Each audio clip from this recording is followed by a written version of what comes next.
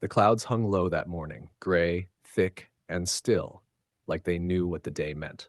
The smoke from the rooftop pyres rose in slender spirals, disappearing into the same clouds that swallowed the city's horizon.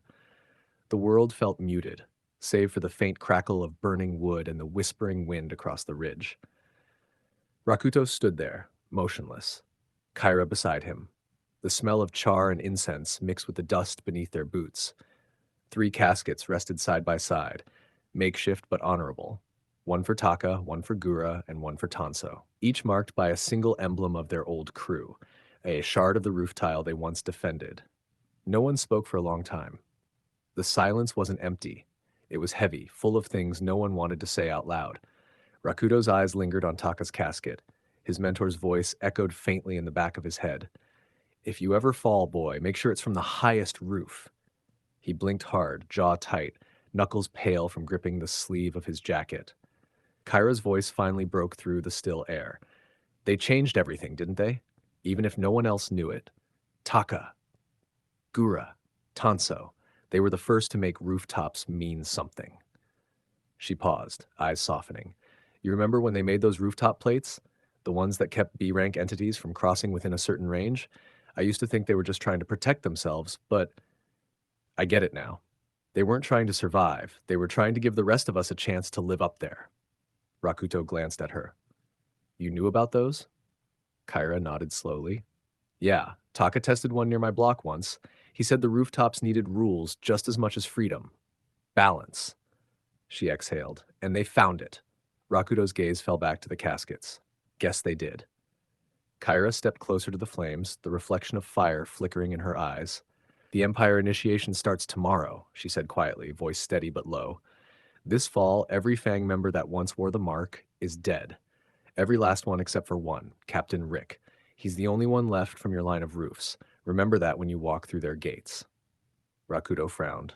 "You're saying he's alive?" "Alive. Maybe. Changed. Definitely." She lowered her gaze to the pyres. "He'll be watching, whether you like it or not." The firelight flickered across Rakuto's face as he lowered his head. Kyra didn't speak again. The sun fell behind the ridge, and by night, the ashes were cold. That night, Sogi's home, Sector 3. Far from the rooftops and the smoke, a boy sat in the dim glow of a lantern, sharpening a dull blade over and over. Sogi's room was small, barely wide enough for his training mat, a wooden chest, and the window that stared out toward the Empire's spire. His mother's voice drifted faintly through the thin walls. "You're up again," she said softly from the doorway. "You should sleep, Sogi." He didn't look up. "Can't." She smiled faintly, stepping into the room. "You've been like this since the announcement. You'll do fine, whatever path you take. You always have." Her confidence had weight. It didn't come from ignorance. It came from belief, the kind only a mother could hold. Sogi almost smiled, but the moment shattered when heavy footsteps echoed behind her. His father stepped in, arms crossed, his presence colder than the night air. "Fine isn't enough," he said.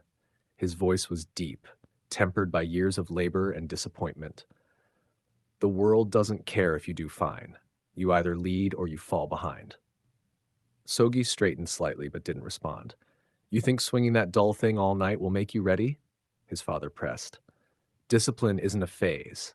It's a choice you make every damn day," his mother sighed. "He's trying, Renzo." "Trying," his father repeated, eyes narrowing. "That's what weak men say before they fail." Sogi's jaw clenched. His hand tightened around the blade until his knuckles whitened. He wanted to speak, wanted to scream, but instead he said quietly, "Then I won't fail." His father's gaze lingered for a second too long before he turned and left the room. His mother approached, resting a gentle hand on Sogi's shoulder. "He only pushes because he knows you'll go farther than he ever did," she whispered. Soji exhaled slowly, looking out the window again. The spire of the Empire flickered with distant lights. "Then I'll go far enough to make him regret saying that." The lantern light trembled as he set the blade down.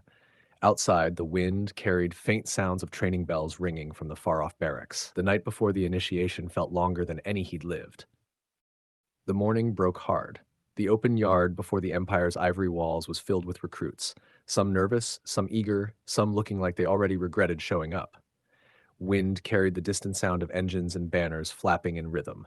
The sigil of the X-Empire, a fractured fang, hung over the courtyard. Rakuto and Kyra arrived side by side, both silent. They caught eyes with someone approaching from the left. Sogi. He looked the same, rough, sharp-eyed, carrying that same edge of anger beneath the calm. Well, well, Sogi said, smirking faintly. Didn't think you'd actually join. Half of me thought you'd rather keep punching walls. Rakuto cracked a half grin. Guess I'm running out of walls. Sogi's expression shifted, eyes flickering with something quieter. Heard about Gura, Taka, Tanso. Kyra's gaze dropped. Sogi nodded solemnly. They didn't fall for nothing. I'm here too. Same goal. Every entity that hides behind this symbol. He clenched his fist. They're gonna fall one by one. Not everyone here's after that. Some just want the badge, the privileges, the peace of living under their shadow. Rakuto studied the crowd. He could already tell half of these recruits didn't carry vengeance, just ambition. The difference showed in their eyes. Two ex-guards near the gate whispered among themselves, unaware the recruits could hear. By far the least turnout in history, one muttered. Yeah, guess word about the fangs spread faster than they thought. Fear does that. Their voices faded as Rakuto walked past, scanning the recruits. That's when he noticed them. A small trio stood a few meters away, clustered like they'd already known each other forever. The first, Jail Enderai, tall, easygoing, offering his canteen to anyone who looked too nervous to ask. Kyra froze slightly, but her reaction was calmer this time, like recognition rather than surprise. Jale, she greeted with a faint smile. Jale grinned. Didn't think I'd see you here this soon. Kyra nodded lightly. Didn't think you'd actually show up after Sector 6. Jale laughed under his breath. Couldn't stay away. Rivno wouldn't have wanted that. The words carried a subtle weight, one they both understood but didn't explain. Rakuto caught the brief flicker of something unspoken between them. Guess we'll both keep her word, Kyra said softly, and the promise about the gate. Jail's expression grew more serious, but only for a heartbeat before he chuckled again. Yeah, when we're stronger. Beside them leaned Winta Solon, slouched against a wall, chewing on a toothpick. Or, he drawled, you could panic and fail now, save him the trouble later. Pex rolled her eyes from where she sat on a nearby crate, flipping through a notepad. Ignore him. He hasn't taken anything seriously since birth.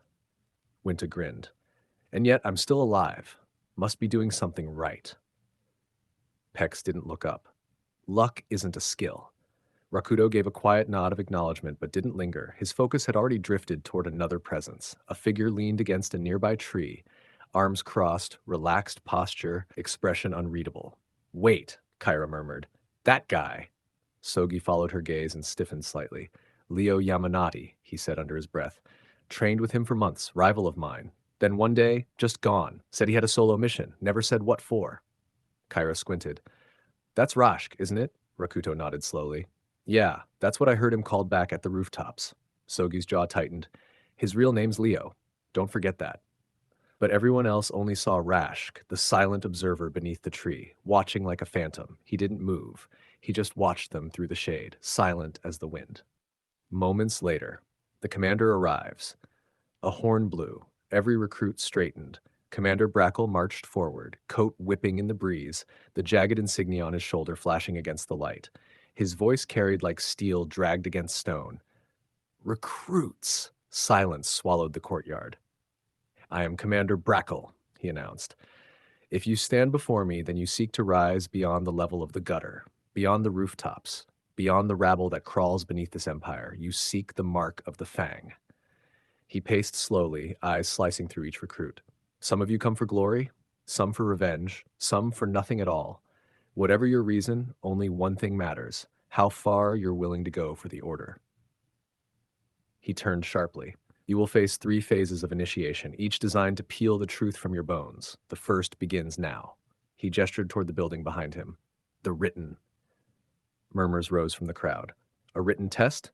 For warriors, assassins, elemental users? Confusion spread like wildfire. Brackle smirked slightly. Surprised? The mind collapses before the body. We see who you are up here. He tapped his temple. Before we ever see what you can do out there. Inside the examination hall, rows of recruits sat at narrow desks. The air was thick with tension. At the front of the room stood a tall woman with silver hair tied into a long braid, eyes like mercury. sharp and calm.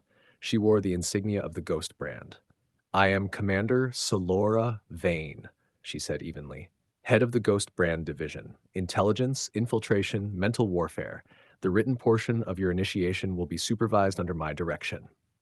Her tone was neither kind nor cruel, just absolute. "The test you are about to take will determine not only your knowledge, but your composure, your ability to think while under pressure. Your instincts are already being watched. Every word you write, every hesitation is recorded." She held up a hand. The lights dimmed slightly and mechanical shutters locked at the doors. "You have 1 hour. Begin." Papers slid across desks, pens clicked open. Rakudo's eyes narrowed as he flipped his sheet. The first question wasn't about combat. It was a psychological scenario. He stared at the words. "A comrade betrays your squad mid-mission. You have one chance to act before he kills another ally. Do you?" The ink in his pen trembled as his mind flashed back to a rooftop drenched in rain and fire. Taka's voice, Gura's fall, Tanso's last shout. He exhaled and forced the pen down. The first drop of ink bled into the paper. Across the room, Pex was already scanning questions like a machine, eyes darting sharply. Winta was slouched halfway in his chair, spinning his pen between his fingers, muttering, "Who writes this crap?" Jael leaned slightly forward, whispering, "You better write something before they think you're asleep." "Thinking," Winta replied lazily. "Strategically." Pex didn't look up. "Strategically failing." Jael snorted under his breath and kept writing, his usually bright expression dimming when a question about sacrifice caught his eye. Kyra glanced sideways. Sogi had already started writing furiously. Across the room, Rashk, Leo, hadn't even moved yet. Eyes closed, hands folded. The tension deepened. Every scratch of pen on paper echoed like thunder in the silence. Solora's voice cut through, calm and ghostlike.